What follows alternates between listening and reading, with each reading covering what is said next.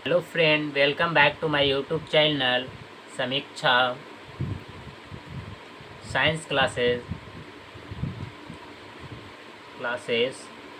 पिछले क्लास में हम लोग ने देखा था टाइप्स ऑफ बैक्टीरिया में फर्स्ट टाइप देखा था on the basis of shape.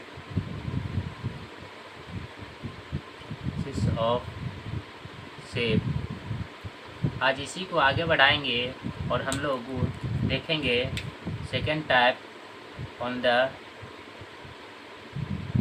Basis of flagella. On the basis of flagella हम लोगों ने पिछले लेक्चर में क्या देखा था? On the types of bacteria में on the basis of shape. आज हम लोग क्या देखेंगे? On the basis of flagella.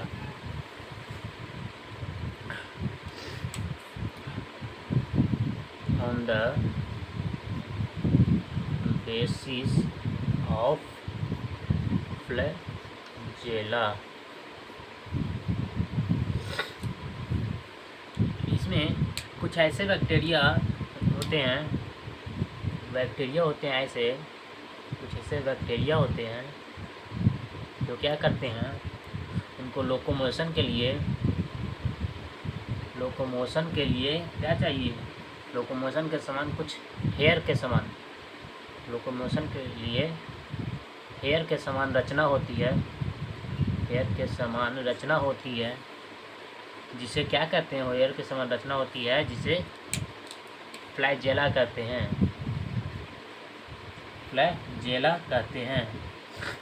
तो फ्लैजेला कहते हैं। On the basis of flagella में बैक्टीरिया में लोकोमोशन में एक स्थान से दूसरे स्थान जाने के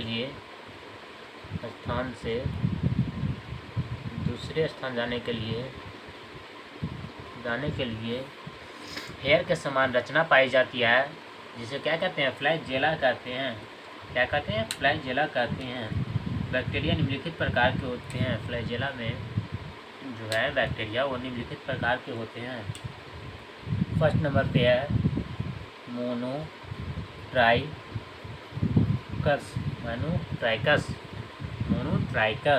मोनोट्राइकस में क्या होता है?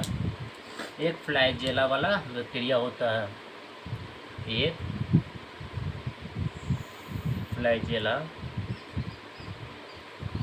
फ्लैजेलियम वाला बैक्टीरिया होता है। एक फ्लैजेला वाला बैक्टीरिया। इसमें कैसे मीन्स जैसे मेरा ये बैक्टीरिया में एक फ्लैजेला है। क्या हुआ? एक फ्लैजेला वाला बैक्टीरिया। सेकेंड नंबर पे हम लोग को आता है बी नंबर पे डिप्लोट्राइकस।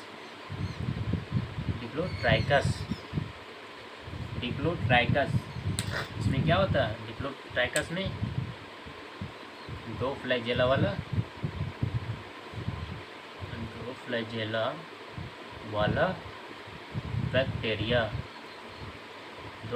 वाला बैक्टीरिया जैसे बैक्टीरिया एक फ्लैजेला, दो फ्लैजेला वाला बैक्टीरिया। यहाँ तक समझ में आई कि on the basis of flagella में हम लोग क्या देखें कि बैक्टीरिया जो है वो लोकोमोशन के लिए उसमें हेयर टाइप के स्ट्रक्चर पाया जाता है जिसे क्या कहते थे? फ्लैजेला कहते थे। फ्लैजेला निम्नलिखित प्रकार के होते हैं। बैक्टीरिया में फ्लैजेला के निम्नलिखित प्रकार होते हैं जिससे मोनोट्राइकस में क्या आता है? एक प्रकार वाले बैक्टीरिया आते हैं जैसे, और डिप्लोट्राइकस में दो फ्लैजेला वाले बैक्टीरिया। इसके बाद हम लोग को थर्ड नंबर पे आता है सी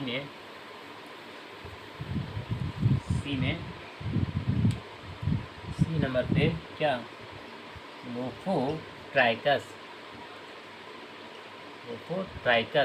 लोफोट्राइकस में क्या होता है? ये जो फ्लैजेला होते हैं, लोफोट्राइकस में जो फ्लैजेला होते हैं वो बैक्टीरिया के एक छोर पे पर क्या करना, बहुत सारे बैक्टीरिया, बहुत सारे होते हैं, बहुत सारे पाए जाते हैं जैसे मेरा ये बैक्टीरिया है। बैक्टीरिया के एक छोर पे बहुत सारे फ्लैजेला पाए जाते हैं, जिसे क्या कहते हैं, लोफोट्राइकस। डी नंबर पे हम लोग को है एम्फीट्राइकस,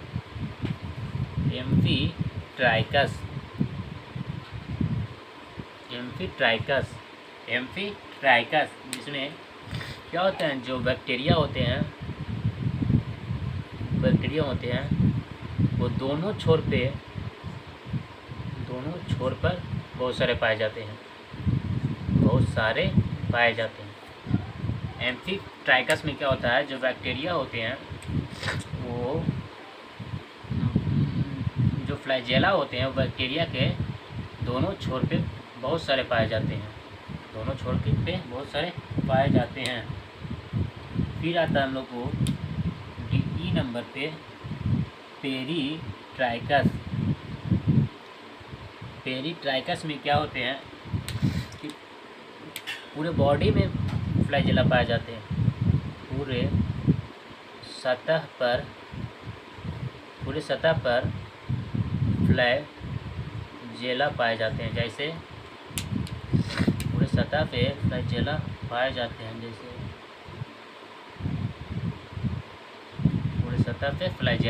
जाते हैं, यहाँ तक समझ में आई।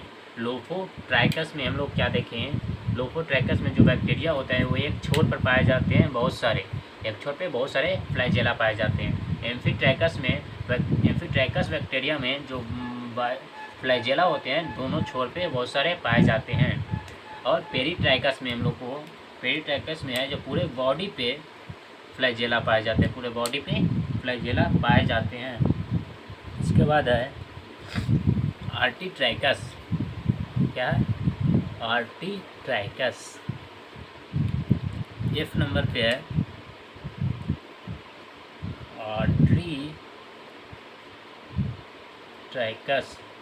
आर्टीट्राइकस में क्या होता है, जो फ्लैजेला है, जो बैक्टीरिया है जो क्या है, बिना फ्लैजेला के है। बिना फ्लैजेला मीन्स जो बैक्टीरिया उसके ऊपर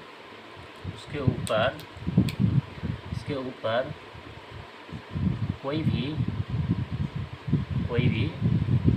फ्लैजेला नहीं पाया जाता है, इसके ऊपर कोई भी फ्लैजेला नहीं पाया जाता है। यहाँ तक समझ में आई। On the basis of flagella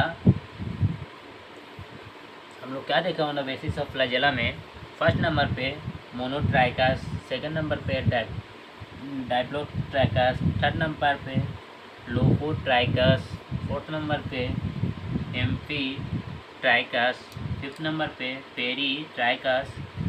जैसे लिख देते हैं, फर्स्ट नंबर पे क्या हो गया, मोनोट्राइकस, सेकंड नंबर पे डाइप्लोट्राइकस, थर्ड नंबर पे लोफोट्राइकस, फोर्थ नंबर पे हो गया amphitrichous,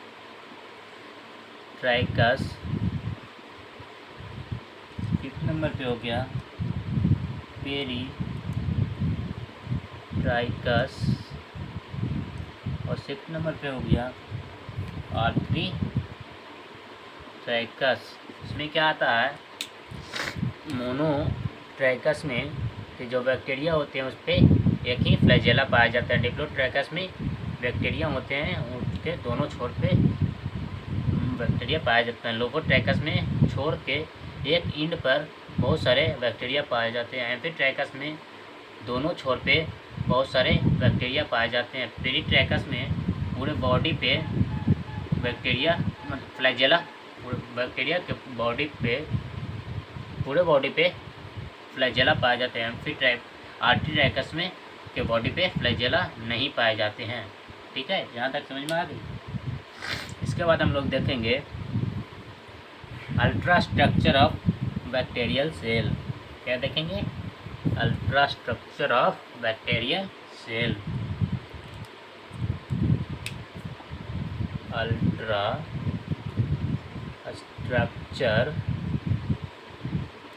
of bacterial cell. Ultra structure of bacterial cell. इसमें जो बैक्टीरिया के सेल हैं, इसमें क्या है, जो बैक्टीरियल सेल के सतह है, उसमें क्या होता है, लोकोमोशन के लिए एक से अधिक हेयर टाइप के, एक या अधिक क्या होते हैं, हेयर टाइप के स्ट्रक्चर पाए जाते हैं। हेयर टाइप के स्ट्रक्चर पाए जाते हैं जिसे क्या कहते थे, अभी तो पढ़े, क्या कहते थे, फ्लैजेला। जिसे क्या कहते थे, फ्लैजेला। अगर इसका हम देखें कि फ्लैजेला की लंबाई कितनी होती है, फ्लैजेला की लंबाई लगभग जो होती है 4 to 5 म्यू होती है। और इसका जो डायमीटर होता है वो कितना होता है, 120 to 185 angstrom. Angstrom means 1 angstrom equal to 1 × 10⁻⁻10। ठीक है। जो इसके बाद हम लोग है कि जो प्रत्येक फ्लैजेला है, जो सभी फ्लैजेला होते हैं, फ्लैजेलियम जो क्या होते हैं, वेसल, बॉडी और हुक और फिलामेंट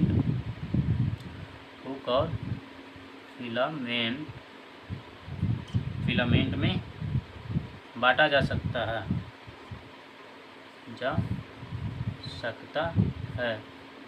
मतलब जो फ्लैजेलियम है, फ्लैजेला या फ्लैजेलियम एक ही वर्ड है। फ्लैजेलियम को या तो वेसल बॉडी में बांटेंगे, या हुक में बांटेंगे, या फिलामेंट में बांटेंगे। ठीक है, समझ में आई। तो बैक्टीरिया के इसके बाद है, हम लोग क्या देख रहे हैं, ultra structure of bacterial cell. इसके बाद जो बैक्टीरिया है, बैक्टीरिया के ऊपर बैक्टीरिया के सतह पर क्या होता है, एक उंगली के समान स्ट्रक्चर होती है। उंगली के समान स्ट्रक्चर होती है जिसे क्या कहते हैं, पिल्ली या फिम्ब्राई। जिसे क्या कहते हैं, बैक्टीरिया के सतह पे क्या होता है, उंगली के समान पिल्ली फिम्ब्राई पाया जाता है, जिसे पिल्ली या फिम्ब्राई। बैक्टीरिया के सतह पे उंगली के समान रचना पाई जाती है जिसे पिल्ली या फिब्राई कहते हैं। इसमें एक महत्वपूर्ण प्रोटीन इसमें जो होता है, क्या होता है, इसमें क्या होती है, इसमें एक महत्वपूर्ण प्रोटीन फिलिन रहता है। प्रोटीन फिलिन पाया जाता है। इसमें क्या होता है, एक प्रोटीन फिलिन पाया जाता है, जो क्या होता है, पिल्ली सेक्सुअल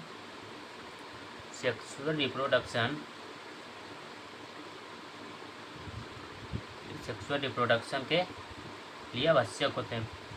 जो पिल्ली है वो क्या, किस लिए, सेक्सुअल रिप्रोडक्शन के लिए आवश्यक होते हैं।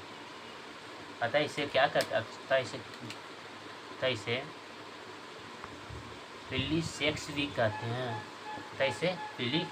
कहते हैं। इसके बाद हम लोग वो देखेंगे क्या है, बैक्टीरिया के सतह पे उंगली के समान रचना पाई जाती है। बैक्टीरिया के सतह पे क्या उंगली के समान रचना पाई जाती है, जिसे पिली या फिब्रई कहते हैं। इसमें क्या है कि एक महत्वपूर्ण प्रोटीन पिलीन पाया जाता है। जो पिलीन है वो पिली जो हम यहाँ पढ़े, पिली सेक्सुअल रिप्रोडक्शन में के लिए आवश्यक होता है, सेक्सुअल रिप्रोडक्शन के लिए आवश्यक होता है, जिसे क्या कहते हैं, पिली सेक्स भी कहते हैं। इसके बाद बैक्टीरियल सेल के कुछ अन्य रचना है। बैक्टीरियल जो सेल है, बैक्टीरिया सेल, उसके कुछ अन्य भी रचना है।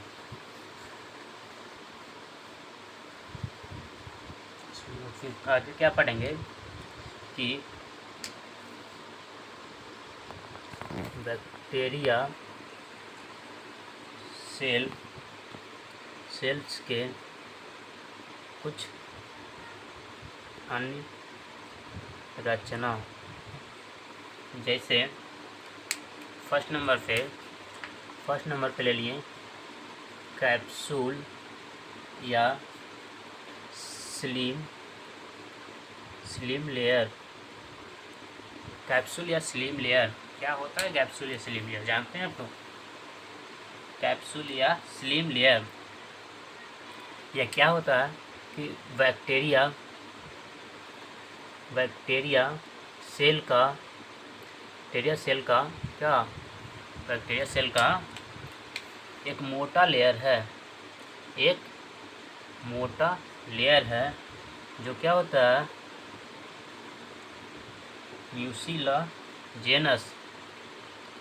म्यूसिलाजेनस लेयर द्वारा घिरा होता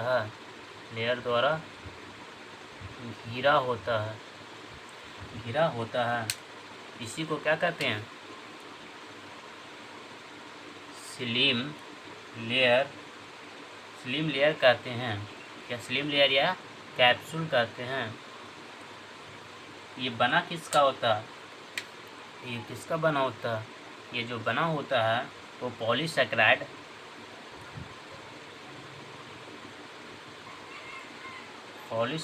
कार्बोहाइड्रेट का बना होता है।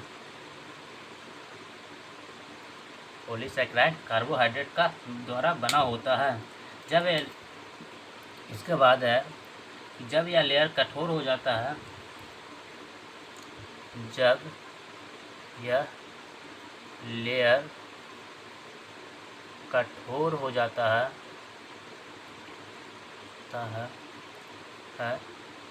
तो इसे कैप्सूल कहते हैं। तो क्या कहते हैं इसे? कैप्सूल कहते हैं। यहाँ पे क्या पढ़े हम लोग कि कैप्सूल या स्लिम क्या है? जो बैक्टीरियल सेल का एक मोटा भाग है, जिसमें क्या होता है, म्यूसिलेजेनस लेयर पाया जाता है, म्यूसिलेजेनस लेयर द्वारा घिरा होता है, जो जिसे क्या कहते थे? स्लिम लेयर कहते हैं, जिसे स्लिम लेयर कहते हैं। ये बना किसका होता है? ये बना पॉलीसैकेराइड कार्बोहाइड्रेट का बना होता है। जब यह लेयर कठोर हो जाता है तो इसे कैप्सूल कहते हैं। जब ये लेयर कठोर हो जाता है तो इसे क्या कहते हैं? कैप्सूल कहते हैं। और इसके आगे इसमें हम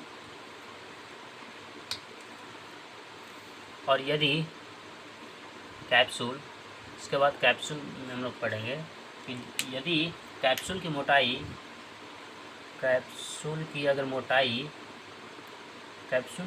अगर 0.2 म्यू से अधिक होती है, 0.2 म्यू से अधिक होती है, तो इसे माइक्रो कैप्सूल कहते हैं। माइक्रो कैप्सूल कहते हैं। और अगर कैप्सूल की मोटाई 0.2 म्यू से कम होती है, तो इसे क्या कहते हैं? Micro capsule. जब यह लेयर कठोर हो जाता है तो इसे कैप्सूल कहते हैं। कैप्सूल में जब कैप्सूल की मोटाई 0.2 म्यू से अधिक होती है तो इसे माइक्रो कैप्सूल कहते हैं। और जब कैप्सूल की मोटाई 0.2 म्यू से कम होती है तो इसे माइक्रो कैप्सूल कहते हैं।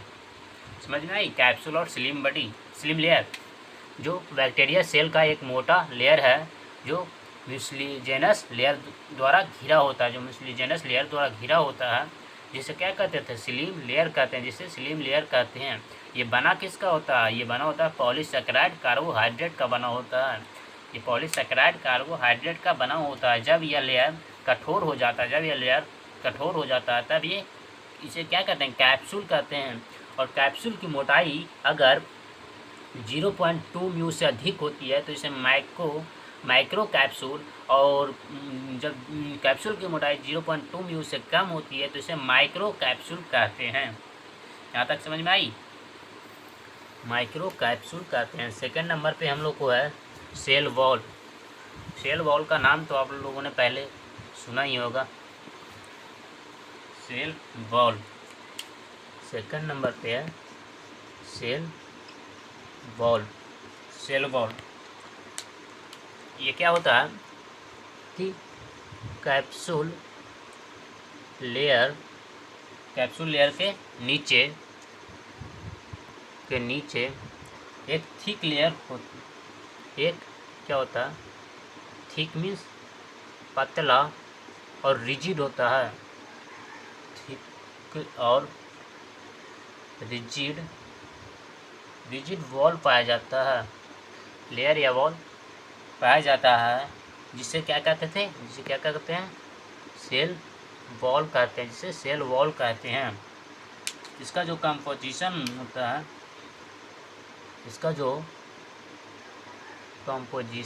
है, वो क्या होता है? और कि इसका जो कंपोजिशन होता है वो ऑर्डिनरी प्लांट सेल वॉल से बिल्कुल भिन्न होता है, या अलग होता है। सेल वॉल में क्या पढ़े कि सेल वॉल कैप्सूल लेयर के ठीक नीचे पाया जाता है, जो थिक और रिजिड वॉल होता है, जिसे क्या कहते हैं? सेल वॉल कहते हैं। इसका कंपोजिशन क्या होता है कि ऑर्डिनरी प्लांट सेल से बिल्कुल अलग होता है, क्योंकि इसमें सेल वॉल इसमें सेल्यूलोज और बैक्टीरियल सेल वॉल क्या होता है? बैक्टीरियल सेल वॉल और सेलुलोज और पेक्टोज क्या होता है? एब्सेंट होता है। इसीलिए क्या होता है? ऑर्डिनरी प्लांट सेल वॉल से बिल्कुल भिन्न होता है। प्लांट सेल वॉल में क्या होती है? सेल्यूलोज की बनी होती है, ठीक है। तो इसमें एब्सेंट होता है, इसीलिए ये ऑर्डिनरी प्लांट सेल से जो भिन्न है। इसमें जो सेल वॉल पाया जाता है, बैक्टीरिया में जो सेल वॉल पाया जाता है उसे क्या कहते हैं? म्यूकोपेप्टिड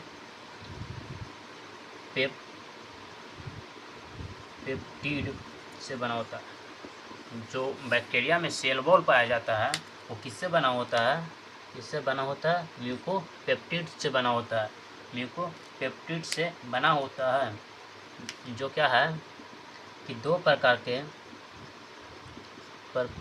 के एमिनो शुगर्स से बना होता है। 2 प्रकार के एमिनो शुगर्स से बना होता है, जिसमें फर्स्ट नंबर पे नैग एंड सेकेंड नंबर पे NAM है। नैग का फुल फॉर्म क्या होता है पता है किसी को? N acetyl glucosamine, glucosamine. और इसका NAM का N एसिटाइल म्यूरेनिक एसिड।